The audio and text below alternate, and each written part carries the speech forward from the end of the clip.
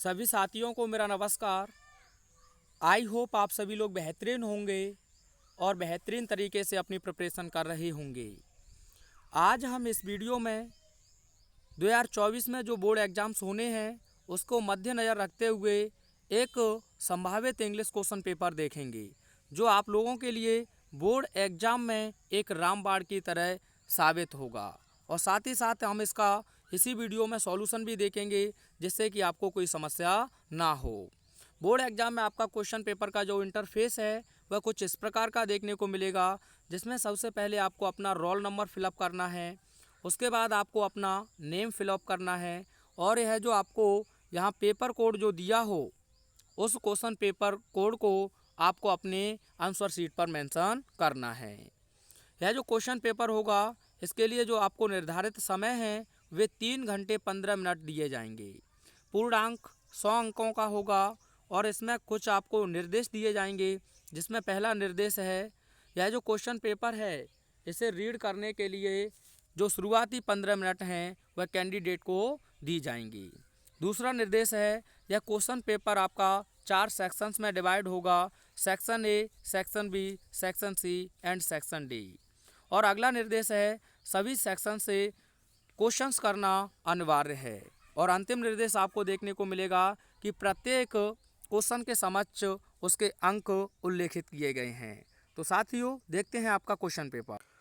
तो देखिए इसका मैं सॉल्यूशन आपको साथ ही साथ मेंशन करते चलूँगा। यह है आपका सेक्शन ए यानी कि रीडिंग सेक्शन। आपको इस पैसेज को बहुत सावधानी पूर्वक पढ़ना है और उसके बाद आपको जो क्वेश्चंस पूछे हैं उनके आंसर लिखने हैं। तो देखते हैं इसमें जो आपका पहला क्वेश्चन है। पहला क्वेश्चन इसमें पूछा है how should we do our task, हमें अपना कार्य कैसे करना चाहिए। तो पहले इसी में से आप बनाएंगे वी शुड लिखने के बाद देखिए यहाँ लिखा है आपका आंसर कॉन्सनट्रेट, यहाँ योर की जगह पर हो जाएगा our whole mind upon it. ठीक है, तो इसी को आप लिख देंगे डू की जगह पर, तो आपका आंसर होगा we should concentrate our whole mind upon our task and we should use all our energy to complete our task. अगर आप इतना अपनी तरफ से नहीं लिखना चाहते हैं तो आपका आंसर पूरा वी शुड तो आपको लिखना ही है, क्वेश्चन से बनाना है। उसके बाद कॉन्सनट्रेट से लिखेंगे, योर की जगह पर आवर हो जाएगा और होल माइंड अपॉन इट की जगह पर हो जाएगा आवर टास्क। और आगे आप बनाना नहीं चाहते हैं तो इसे लिख देंगे throw into it all the energy of which we are capable. ठीक है, पहले क्वेश्चन का आंसर यह बनकर तैयार हो जाएगा। अब देखते हैं सेकंड क्वेश्चन जो पूछा है when shall we never fall, यानी कि हम कभी कब नहीं गिरेंगे। तो देखिए यहाँ आपको दिया है जब हम लोग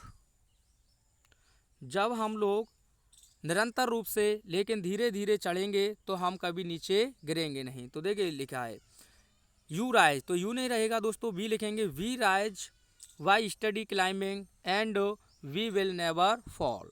तो आपका यह आंसर हो जाएगा, ये लिखिए if we proceed slowly but constantly we shall never fall. यह नहीं लिखना चाहते हैं तो आप केवल यहाँ इफ़ लगा दीजिए, यानी कि यहाँ दैट की जगह पर इफ़ और यू का हो जाएगा वी और पूरा लिखिए, यहाँ फिर यू की जगह पर लिखिए वी। तो यह सेकंड क्वेश्चन का आंसर आपका बनकर तैयार हो जाएगा।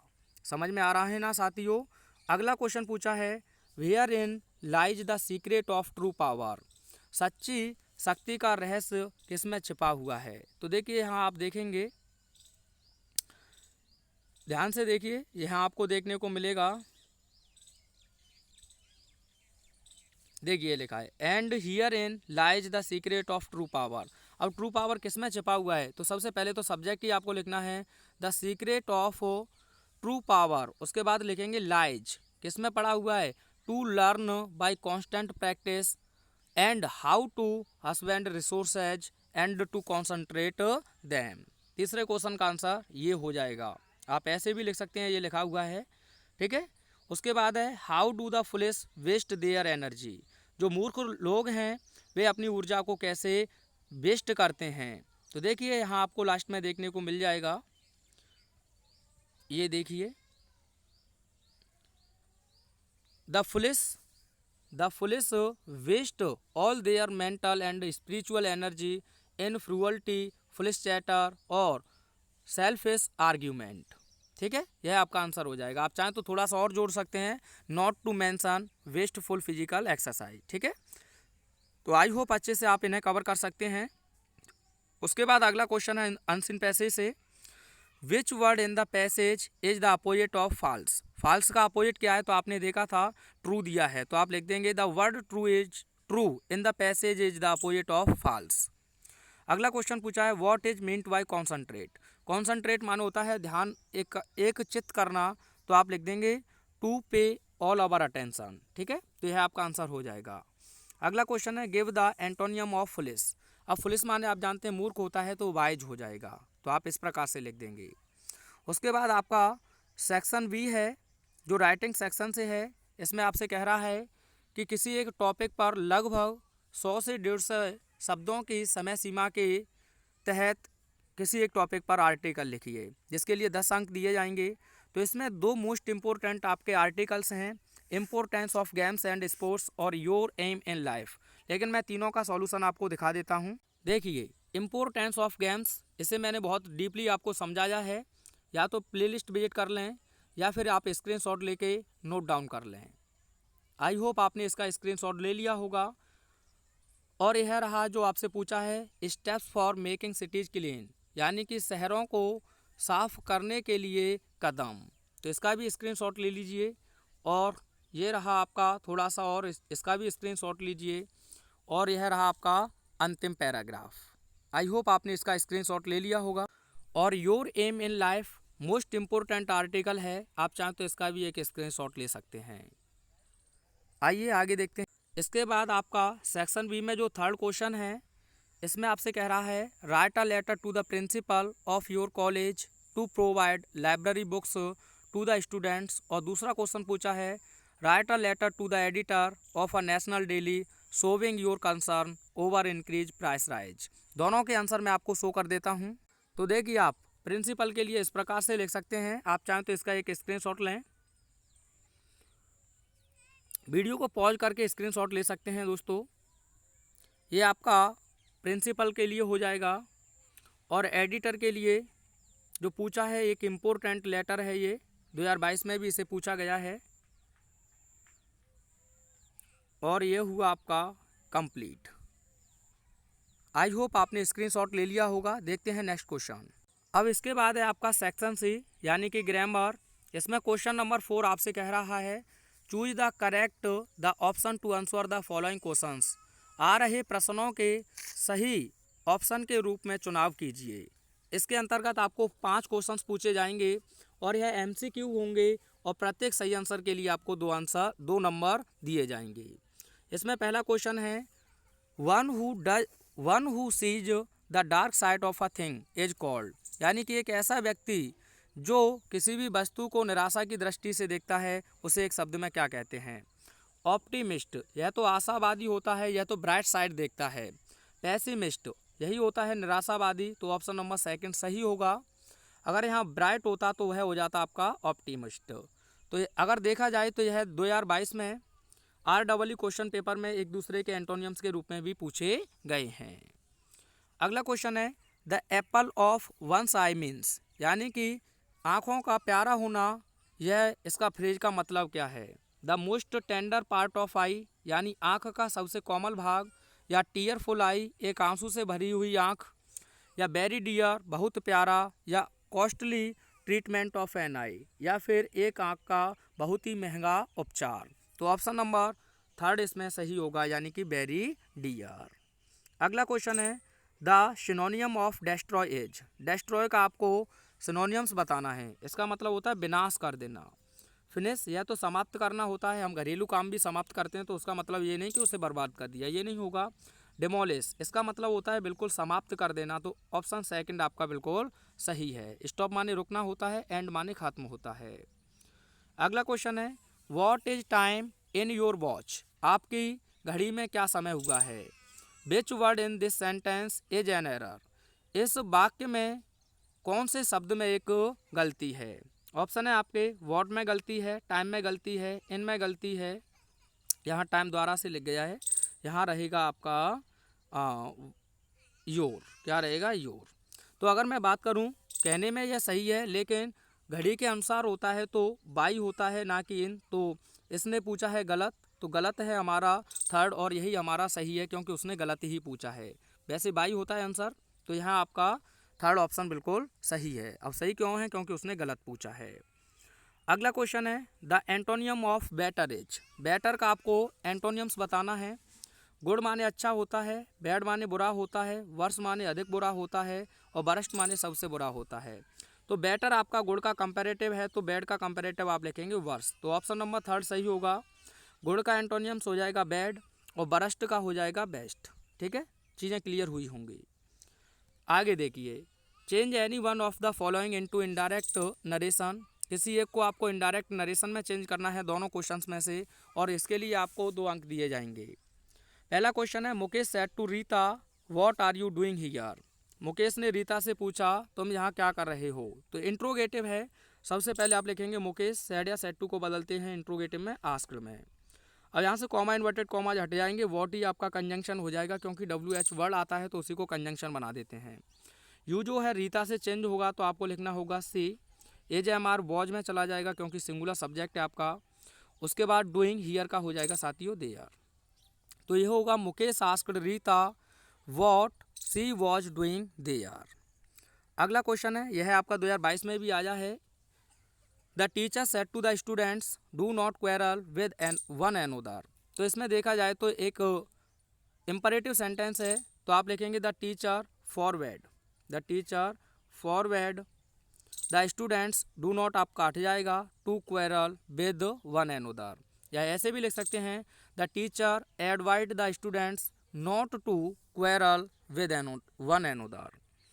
उसके बाद सिंथेसिस से क्वेश्चन है combine any one of the following as directed. किसी एक को आपको परिवर्तित करना है निर्देश के अनुसार। तो पहला क्वेश्चन है where are you going question mark I do not know. तुम कहाँ जा रही हो, मैं नहीं जानता हूँ। कॉम्प्लेक्स बनाना है तो सबसे पहले आप लिखेंगे आई डू नॉट नो, मैं नहीं जानता हूँ। उसके बाद वेयर से ही जोड़ देंगे, वेयर कि कहाँ, असर्टिव सेंटेंस चाहिए तो you are going, you are going और फुल स्टॉप लगा देंगे। I do not know where you are going.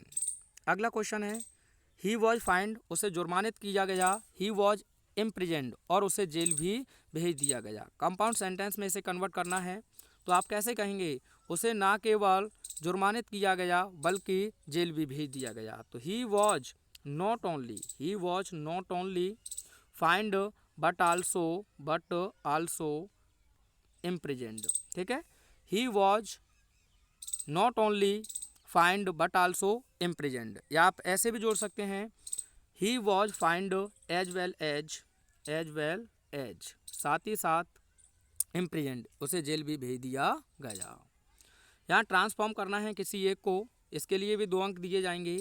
Jammu is not so hot as Delhi. Comparative बनाना है तो सबसे पहले आप लिख देंगे दिल्ली, उसके बाद इज नॉट दिया है तो हटा देंगे, कंपैरेटिव लिखेंगे तो हो जाएगा हॉटर। उसके बाद आप जानते हैं देन आगे हो जाएगा आपका जम्मू। ठीक है, तो Delhi is hotter then Jammu. अगला क्वेश्चन है पैसिव बनाना है हु कैन डू इट। तो आप हु का जानते हैं बाई हुम लिख देंगे, बाई हुम। उसके बाद कैन का कैन ही रहेगा, आगे आप लिख देंगे इट। थर्ड फॉर्म से पहले मॉडल्स में आप बी का प्रयोग करते हैं वी, और डू का थर्ड फॉर्म हो जाएगा डन क्वेश्चन मार्क। बाई हुम कैन इट बी डन। आगे देखिए, किसी एक को आपको करेक्ट करना है तो पहले क्वेश्चन को देखकर तो आपको भी हंसी आएगी कि देयर के साथ आप एम का यूज नहीं कर सकते हैं। अ लार्ज नंबर की बात कर रहा है तो आपको आर यूज करना होगा।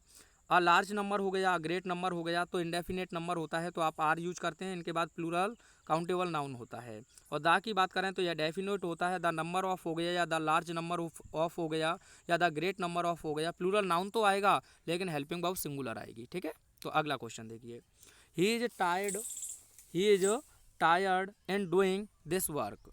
तो दोस्तों यह प्रीपोजिशन तैयार है, टायर्ड के साथ ऑफ का यूज करते हैं, इनका यूज नहीं करते हैं।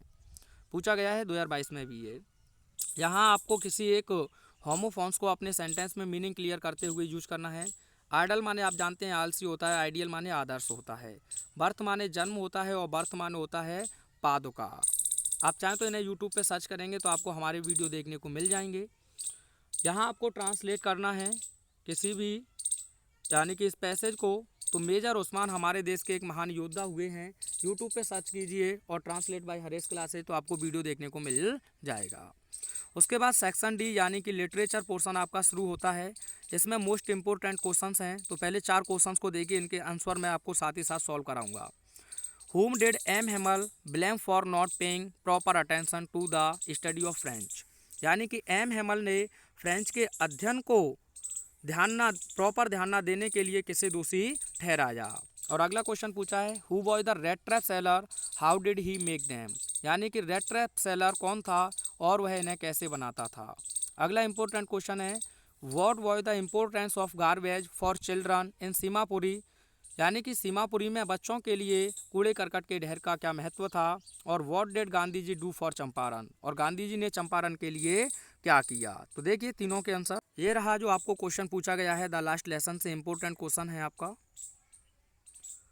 उसके बाद जो अगला क्वेश्चन पूछा था आपसे, उसका भी आप ये आंसर लिख सकते हैं। बहुत आसान लिखा है मैंने, स्क्रीनशॉट ले लें केवल। और उसके बाद अगला जो क्वेश्चन पूछा है आपसे, इसका भी आप एक स्क्रीनशॉट ले लें। और ये रहा आपका अगला क्वेश्चन, इसका भी आप चाहें तो एक स्क्रीनशॉट ले सकते हैं। आइए उसके बाद जो लॉन्ग क्वेश्चंस पूछे हैं उनके भी आपको सॉल्यूशन बता देता हूँ। ये क्वेश्चन पूछा है what did Douglas do to रहेगा, do to overcome his fear of water. तो आप ये लिख सकते हैं इस लॉन्ग क्वेश्चन का आंसर, अच्छा क्वेश्चन है। और ये रहा आपका जो अगला क्वेश्चन पूछा है describe the plight of rag pickers as depicted in the lesson Lost Spring. इसका भी आप एक स्क्रीनशॉट ले सकते हैं प्यारे साथियों। और आगे आपका जो पोइट्री सेक्शन है उसमें आपसे एक स्टैंजा पूछा है। यह आपका स्टैंजा पूछा है आ थिंग ऑफ ब्यूटी से। इसके क्वेश्चंस का आप चाहें तो स्क्रीनशॉट ले सकते हैं, मैं आपको आंसर मेंशन कर दूंगा। और ये रहे आपके मोस्ट इम्पोर्टेंट 3 सेंट्रल आइडियाज, जिसमें keeping quiet, my mother at 66, aunt Jennifer tigers. इसकी जगह पर मैं आपको आ थिंग ऑफ ब्यूटी बताऊंगा। इन तीनों को तैयार कर लेना, बोर्ड एग्जाम में यही आएंगे। उसके बाद ये आपके विस्तार से क्वेश्चन हैं, इनका भी आप स्क्रीनशॉट ले लें, मोस्ट इंपॉर्टेंट हैं, इनके भी मैं आपको सॉल्यूशन प्रोवाइड कराने जा रहा हूँ। ये रहे लॉन्ग क्वेश्चंस इस चैप्टर के, ये भी मोस्ट इंपॉर्टेंट दोनों क्वेश्चंस हैं। तो आइए साथियों, जो स्टैंजा आपसे पूछा गया है उसके ये रहे आंसर। और ये रहा आपका जो थर्ड क्वेश्चन पूछा है उससे, ये रहा आपका most important central idea my mother at 66 का। उसके बाद कीपिंग क्वाइट का ये रहा, बिल्कुल सटीक और आसान शब्दों में मैंने इन्हें लिखा है, अच्छे से आप लर्न कर सकते हैं। उसके बाद आ थिंग ऑफ ब्यूटी, ये 3 ही तैयार करने हैं आपको और किसी बहकावे में आपको नहीं आना है। इनमें से एक बोर्ड एग्जाम में छोड़िए, आप हाफ ईयरली प्री बोर्ड कहीं भी देखना, इन्हीं में से तीनों में से आपको एक देखने को मिलता रहेगा। उसके बाद हाना कौन थी, ये क्वेश्चन जो पूछा है आपका, इसका आंसर आप ये लिख सकते हैं। और describe the environment of Antarctica, ये आपका स्क्रीनशॉट ले सकते हैं। और ये रहा आपका जो पूछा है what was the third level, where was it situated. और ये रहा आपका what did the astrologer tell about the death of the tiger king, या what was the astrologer prediction about the tiger king's death. तो बहुत आसान शब्दों में लिखा है। उसके बाद जो लॉन्ग पूछा है आपका पहला, तो ये है क्वेश्चन आपका, इसका आप स्क्रीनशॉट ले सकते हैं। और इसके बाद जो अगला क्वेश्चन आपसे पूछा है, इसका भी आप एक स्क्रीनशॉट ले सकते हैं। वीडियो कैसा लगा प्यारे मित्रों मुझे एक बार अवश्य बताएंगे, जिससे कि मैं आपके लिए ऐसे ही संभावित क्वेश्चन पेपर लाता रहूं। Thank you, thanks for watching.